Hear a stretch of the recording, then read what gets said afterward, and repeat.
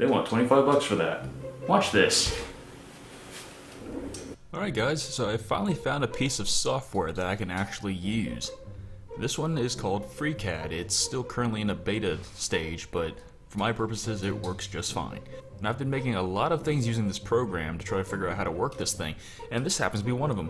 Now what this is a camera mount that either clamps onto a rifle scope or a telescope or any sort of scope really, as long as the thing fits.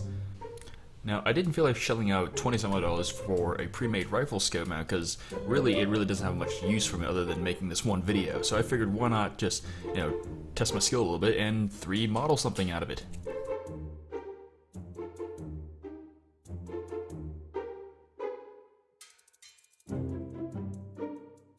Alright, so with all your parts printed out, you will need a screwdriver and quite a few machine screws to put this thing together. Don't worry, I have all the screws you need listed out in a link to Thingiverse. So have a look at that if you plan on printing out one of these.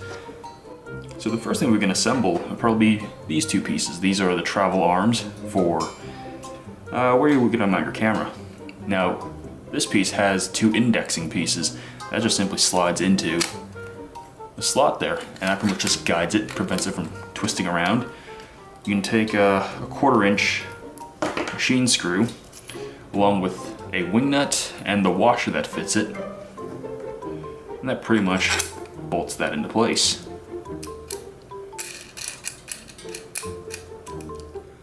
Then you take this piece, take a 1224 by 1/2 inch and a square nut. Put the square nut in here. It just sort of pressure fits into it. It should be tight enough. If not, don't just hold it in place and screw this into place. Now I'll explain what this does later. Now you want to take a 1/4 inch by 1/2 inch machine bolt and and just thread it into this hole up front here. Now you will have to cut the threads in yourself, but this is plastic, so it's fairly soft. And this is where that screwdriver comes in hand. Once you've got the threads cut, just back it off a little bit and just simply slip this thing over this. Now this screw here is for tightening this piece to that arm, and this screw on the front helps lock down the whole tilting thing that happens. Now I wouldn't wrench this one down too tight because you do run the risk of ripping this thing out or puncturing the plastic or whatever have you. So just tighten this thing down enough to keep it from moving, back and forth this way. Now for this piece, you may or may not have to file this down to get it to fit. That depends on how well your printer prints, but for me, it slipped in pretty easily. Now you want to take a 1224 bolt. This is 2.5 inches long, I believe. Slide this in the other side. Put the wing nut in there. Let's not forget that now. And that's that. Now you'll need one of these. Now this is one of those tripod mounts for a phone. I'll have a link where you can buy one of these in the description. You can check that out. Then you also need yet another 1/4 inch bolt. This one's, I believe, 1.5 inches. You also need a wing nut and a washer that go with it. And this attaches just by simply sliding into the top there. And after that, just use your washer and tighten down the connection. And that's it. So this thing, fairly easy to put together. Just a few nuts and bolts. Although you might have to buy this thing, unless you have one lying around from like a selfie stick or something. Of course you'll need it, your phone. This thing isn't meant to take a very heavy camera, so something the size of your phone, even then it flexes a little bit just because of the material that's made out of. But let's get this thing mounted onto a gun and see how well this thing actually performs.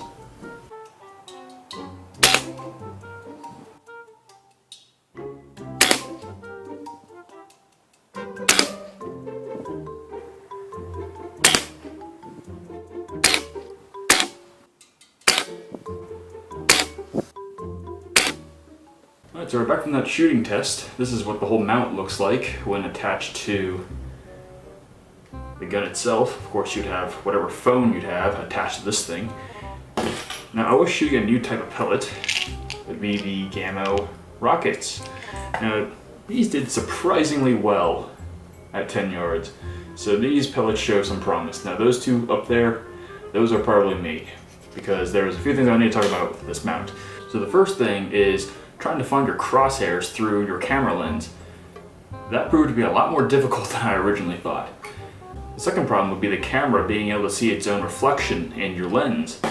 Now this is 3D printed plastic. It's not the most robust thing in the world, so I wouldn't go putting like your heavy DSLR or a really expensive phone on this thing.